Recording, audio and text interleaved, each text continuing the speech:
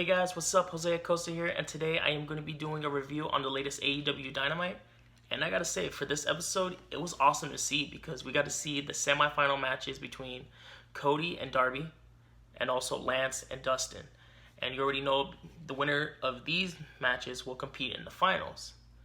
And this finals will be happening at Double or Nothing, and it will be for the TNT Championship. We also got to see action between Brody Lee and Marco Stunt. We got to see Shawn Spears compete, and we also got to see Wardlow. And we also got a no DQ match between Jimmy Havoc and Kip Sabian going against the Best Friends. And we also got great promos as well, which I will be going over right now. So the first match I'm going to be discussing today is the Cody versus Darby match, and I gotta say, for that match, it was a really good one. Of course, there was a lot of back and forth action going on between both of them. Brandy did get hit by Darby by accident. And of course, one thing that I did love from the match was the fact that Darby used Cody's crossroads, and he did not get the pinfall with that. Cody used the coffin drop. He missed. And of course, Darby hits the coffin drop, but in Cody's case, he rolled him up for the win.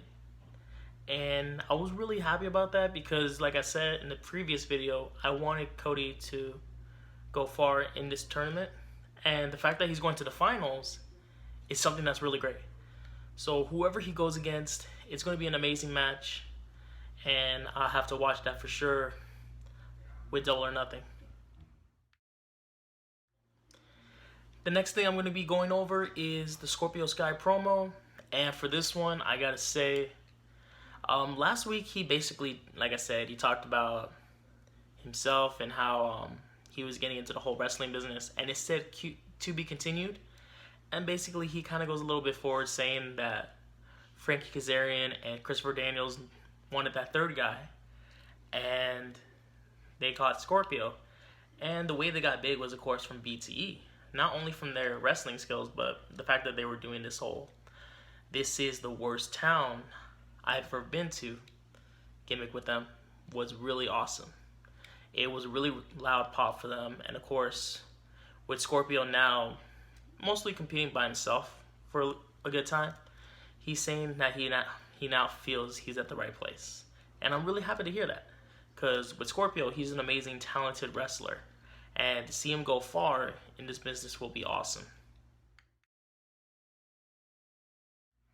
The next thing I'm going to be going over is, of course, Maxwell Jacob Friedman. As you guys know, last week he was out with a hangnail injury due to his constant betting during the episode that he was latest on.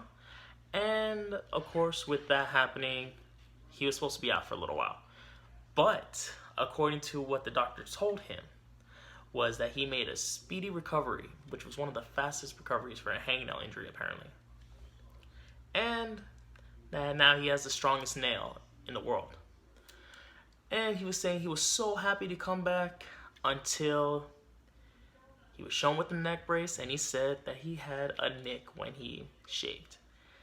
And that it hurt real bad, but he wanted to push through and come, but he couldn't. Of course, I think the world of MJF. He's a really great wrestler, really good on the mic, great promo, and he's an all-for-all nice guy, I say. But, of course, I really think of him as the salt of the earth, and hopefully he makes a speedy recovery from this, and we'll be seeing him soon in the ring. Speaking of MJF, of course, you already know his guy Wardlow. He had a matchup against Musa. And I've never heard of Musa before, so this was really interesting. And, of course, Wardlow, for the majority of the match, had all the momentum going forward to him. And Musa took him off his feet one time, but nothing can stop Wardlow at this point right now. And he had a really devastating knee that he hit Musa with when Musa was at the top rope. And, of course, we got the throwing airplane spin again, and Wardlow dominated the match. And for a quick match, I really did like the fact that Musa put up a fight. And maybe more of Musa will be coming along in the future. But for right now, I got to give him his credit where it's due. That was a really great matchup with him. Alright, so for my next segment that I'm going to be talking about, this has to be my favorite segment that happened on the show today. And this one was the Bubbly Bunch episode 3. As you guys know, last week, that one ended up with the whole Flim Flam TikTok thing, where Sammy Guevara won a bottle of hand sanitizer. And of course, with this one, we had them wanting to become stronger than ever. And how are they going to be doing that? By fighting in a Manitoba melee from their homes. And the thing I liked about this is not only were they fighting with each other, but of course we got some appearances from other AEW wrestlers like Peter Avalon, we had Jungle Boy, we had Sonny Kiss, and even Luther. We also had an appearance from Chris Jericho's dad, which is a well-known New York Ranger. And we also had some great celebrity cameos, from Lou Ferrigno to Brad Williams, Gabriel Iglesias, Jay and Silent Bob, and even one person that I was rooting for on America's Got Talent, the Triple Threat, Ryan E. Miller. And it all ended with Vicky getting hit. And of course, like, instead of saying, excuse me, she was like, are you kidding me? But saying that, like, a happy, the medium, then an upset one, to the point where Jericho stopped the whole thing and basically said that this was the best Manitoba melee he was ever a part of. And it ended with that. And of course, with this one, of course, like I said, it's my favorite because it made me laugh with all these cameos. And I gotta say, for two of my favorite moments on that was when Lou Ferrigno took out the taser and tased, I don't know who he is, but he tased them and it was funny as hell. And then my favorite one was, of course, Brad Williams, after he got hit with the bottles of Patron from Gabriel Iglesias, he came out with a little worm of his own and hits Ryan E. Miller, virtually, of course. And it was amazing, it was funny, and it was a great way to incorporate not only the wrestlers, but also celebrities as well. Okay, so for the next topic, I'm going to be going over the Best Friends versus Jimmy Havoc and Kip Sabian match. And for this one, I enjoyed it. I loved it. It kind of got me thinking, no, do you really need tags in this type of match with a no DQ, no count-out match? I mean, there's no point in using tags. But other than that, I really enjoyed the match. There was a lot of chair use, a lot of ladders being involved. Of course, Orange Cassidy got hit by Jimmy Havoc, and he was down for a while. Of course, from that point, Sabian and Havoc had the momentum going for them. Of course, there was times where Trent was trying to come back up, Taylor was trying to come back up, but there was nothing much they can do from that point until, of course, after Trent got brutalized 3 times in a row by chairs to the back, including one double stomp, which was pretty insane because the chairs were already folded, like people were about to sit on it, and he got drove into the back 3 times by those. But Orange Cassidy did come back up and hit Jimmy Havoc with a couple good moves. Of course, Sabian held him back, and Penelope was going to come and kick him in the face while Sabian was holding him. But Cass moved out of the way, and Sabian gets hit in the face. And then, of course, Penelope's trying to go for a spear and spears into Sabian instead of Orange Cassidy. While Cassidy was going on top of the rope, he distracts Jimmy Havoc, of course, bringing him down from his legs to make it easier for Chuck Taylor to come in for the finish.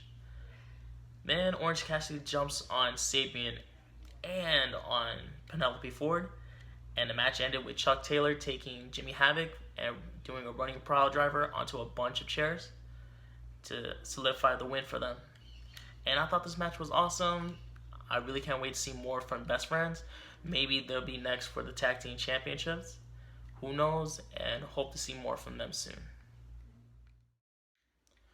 So for the next topic I'm going to be going over, and it's with a promo from Dr. Britt Baker, DMT. One thing I do like is the fact that she's going through this whole role model thing, and she explains it. Of course, I love the fact that she's a heel. And for this segment, she brings in Rebel as a makeup artist and saying she's giving her 15 minutes of fame, stuff like that. And saying when she's talking about Britt Baker, she has to announce it as Dr. Britt Baker. So it was pretty funny to see that. And then, of course, we go back to her back in her office and saying what it takes to be a role model. She gives us the steps, and she starts off with rule number 2. And that rule number 2 is not all people can be role models. And she gives like a little list of what not to be when it comes down to a role model. So for those rules, number 1, you can't have eyewear. So glasses are out of the picture. Number 2, you can't be fat. And number 3, snack tooth. And while this was going on, they showed ways of, like, an example of that. And that was with Mr. Starbucks himself, Tony Schiavone. And this segment was pretty funny for me. And I really enjoyed it. Of course, Britt Baker being a heel and all, it's really cool to see. And I know sooner or later she's going to be holding that championship, whether she's the heel self of her or whether she's the face. So I would love to see what happens with that sooner or later. And hopefully the best for Britt Baker. So for the next match I'm going to be talking about is Shawn Spears versus Baron Black. Same thing that I said with Musa. I do not know who Baron Black is. And I'm really interested in seeing new wrestlers that come in. And I thought with this pairing with him and Shawn Spears was an awesome pairing. Of course, there was lockups going on in the beginning. There was a bunch of chops between each other. And I got to say, for both of them, they were pretty devastating, including Shawn Spears, because Shawn Spears is well known for his chops. And, of course, after all that, Baron Black was trying to get back momentum, but unfortunately it didn't pay off as Shawn Spears hits him with a C4 and ends his match with a sharpshooter. And I really thought this match was awesome, even though it was a squash match. So hopefully sooner or later with Baron Black, we'll see him more in AEW as either a jobber or a full-time competitor. I would love to see him either way between both roles. The next match I'm going to be going over is Brody Lee against Marco Stunt. And of course, Marco doesn't have any of his guys with him. Of course, being Jungle Boy and Luchasaurus. So he's basically on his own for this one. And just like his match against Lance Archer, he was going against someone twice as big as him. So when he was asked how does he feel with that, he didn't mind. He's just doing his job, doing what he loves, which I really appreciate from all that because I'm a fan of his. I love his work, and he's a really nice guy to meet. But he was going against Brody Lee. So what can you expect from that? Of course, Brody Lee was squashing him, hitting him with some devastating chops, and of course, Marco Stunt was trying to pick up some momentum. When Brody went to the outside to go get him, Marco got up quick, ran to the ropes, tried to hit a dive on him. He was caught and hit with a super kick. After all that happening, Marco was down on the floor, trying to go up to the 10 count, but Marco gets up at 9. And with that happening, it gets more devastating from that point. Gets hit with a bad looking powerbomb after so many attempts on trying to get back. Hits with the powerbomb and loses the match. And I gotta say, for a match like this, even though we were hoping for Marco to live, which thankfully he did, it was a really amazing match. And I want to see more from Marco because he's still chasing his first singles win. So hopefully sooner or later, we'll be seeing that soon. So the next topic I'm getting into is the Jon Moxley promo. And just like that promo, I'm going to keep this short and sweet. 8 weeks ago, he won the AEW Heavyweight Championship. And he says that was in front of screaming fans. Unfortunately, due to this whole situation, there's no fans in the crowd. And it's been a while since we've seen Moxley in the ring. Ever since his matchup 2 weeks ago against Jake Hager in a brawl, which he ended up winning. So, Now, next week, he is going to be back in action on live television against Frankie Kazarian, and I can't wait to see how that match goes. And hopefully, Jon Moxley comes out with the win. The final matchup that I'm going to be covering today is Lance Archer versus Dustin Rhodes, the semifinal of the TNT tournament for the TNT Championship. The winner of this will be facing Cody at Double or Nothing for the TNT Championship. And so the match basically went back and forth at first. Lance Archer got the upper hand by hitting the pounce on Dustin, setting him outside the ring. And then, of course, Dustin gets busted open with the chair shot. After that, it kind of went a little towards Lance Archer at that point, but Dustin tries to come back. Of course, hits a code red, didn't work, gets him down on his feet, which so far no other competitor has been able to do yet against Lance Archer. But, of course, with him bleeding and all this other stuff happening, it wasn't that much for him to try to get the win. Of course, we saw a little bit from QT Marshall and Cody. QT brings the white towel. Cody is reluctant on trying to throw it himself. Dustin did not want that happening. And Lance drags him back into the ring. Basically grabs him from the scalp and just bashes his head, the back of his head, on the canvas 3 or 4 times from what I can count. And of course, that ended the match. Now it's going to be Cody versus Lance at Double or Nothing. And that's it for this video, guys. As I usually do, I am going to give this a rating between 1 to 10. And I love this episode a lot. So I'm giving this one a 10. It has some great action, great promos. And of course, the thing that topped it off for me was the whole Bubbly Bunch episode 3. That was amazing. That was funny. It kept it really entertaining. And I loved it. Thank you guys for watching. I hope you guys like it. Like the video, subscribe, put the comments down below. I'll be answering all the questions and comments. So thank you guys, and I hope you guys have a good day. I'll see you guys in the next one, and until next time.